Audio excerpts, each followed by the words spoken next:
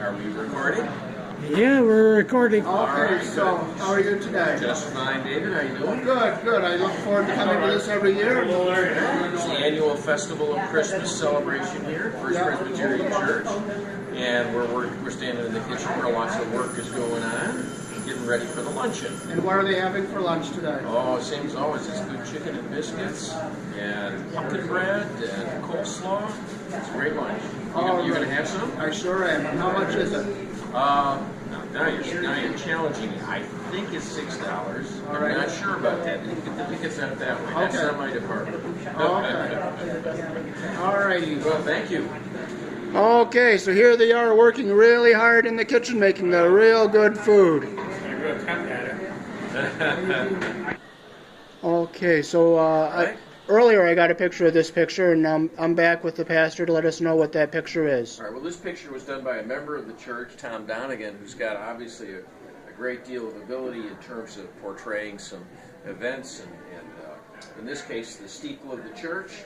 The church building was built in 1883. It's the second home of the church, and this was dedicated in honor of women past and present who have served in this church. And shows a little snow on the slate roof and some clouds, but also blue sky. It's a beautiful representation of the church in the winter scene. All righty, thank you. Go.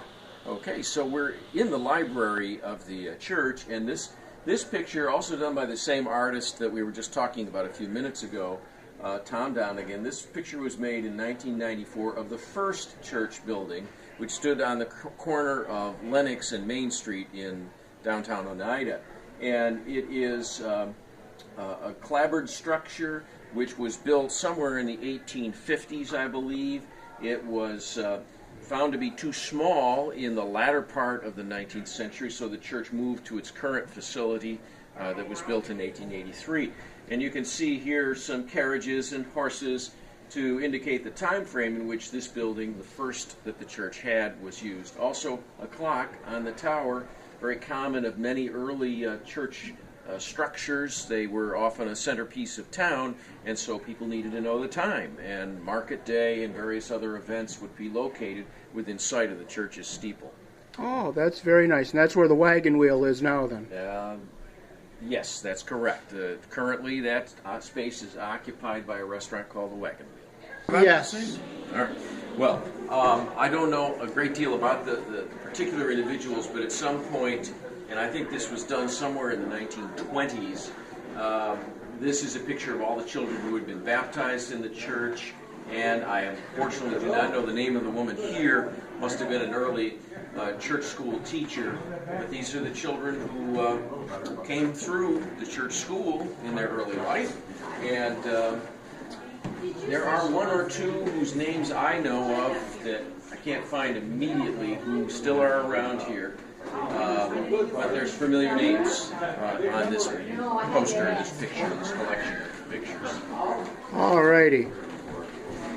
Okay, so here's all the pastors, historical pastors. Right, these are the pastors of the church through the years, continuous from the first pastor over here, the Reverend James Nichols in 1845, and it goes forward on the top row to the right, and then comes down here and goes forward to the right.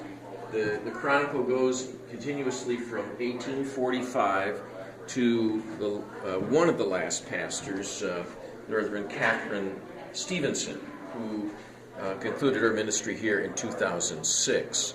And as Russ, who's standing over here with me, knows, we've got to get this panel moved up and start a new line because there's another pastor who has come along since that time. Am I right, Russ? I met this pastor when I was in the... Yes. Yeah. And I've got just the wood to do that. Good. Yeah. Now, this is a beloved pastor. Many people still speak of James Morley, who was here for a period of 18 years and unfortunately died while he was in the service of the church, a sudden death because of a heart attack, if I'm not mistaken. And what time period was that? That would have his ministry concluded in 1959. That was the year of his death, and there were many people who loved him and who miss him to this day. Okay. And this is going up. Yeah, To the so the present. pastors through the 20th century, latter part of the 20th century. Alrighty. And here is the beautiful stained glass windows. And I like the balcony up there.